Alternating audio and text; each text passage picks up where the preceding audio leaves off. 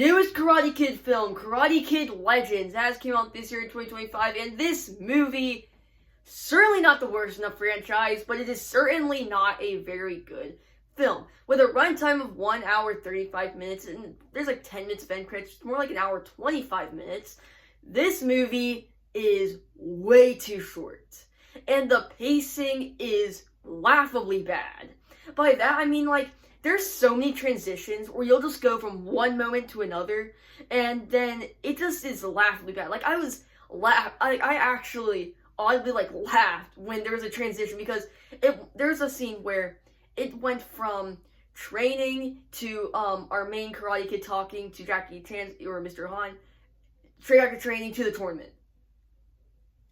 All in, like, a minute. It was crazy. The pacing of this movie is horrendous, but is this movie bad? Not necessarily. I mean, the Karate Kid in this film, he is really good, and I definitely think he does have a huge future in acting, because he was really good in this film. And I honestly wouldn't mind a sequel with him in it, just because he's a very interesting protagonist. I wish he just wasn't tied down to such a bad film that, like, this movie should have been 30 minutes longer, because the pacing is just awful. And then we bring back Ralph Macchio, and, like, from the original Karate Kid, he's decent in the film, but he's not in it very long.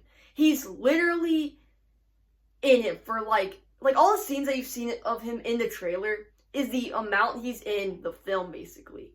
He's barely in this. It was hugely mismarketed.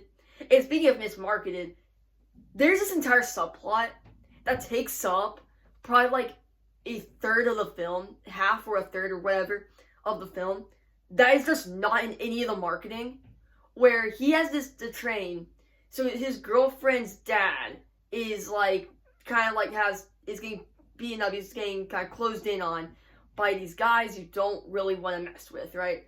And so he has to train him so he can fight to earn money to pay those guys off. And, like, it's not even in the trailers. And, like, I thought it was pretty decent.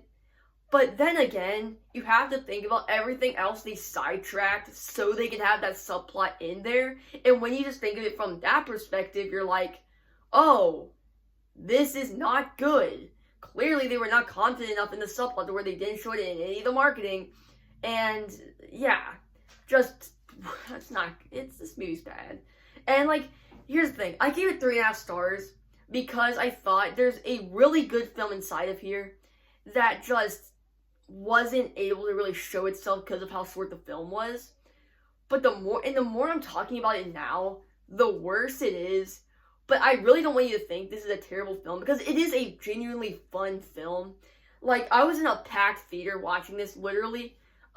It was completely sold out, and people were laughing. There's a lot of good humor in this movie, funny moments.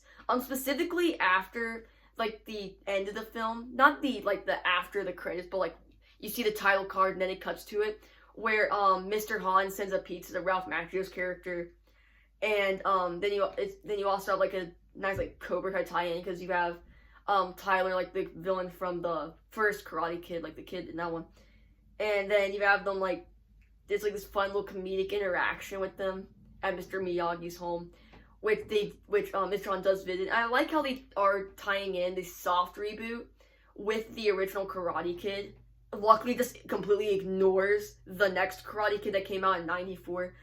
And just seeing them work together and seeing them, like, Kung Fu's better, Karate's better, and seeing them kind of, like, mix the Miyagi style of karate with the Mr. Han style of karate of Kung Fu, and just mixing those styles together to create kind of a newer fighting style that our new Karate Kid is adapting. And here's the funny thing.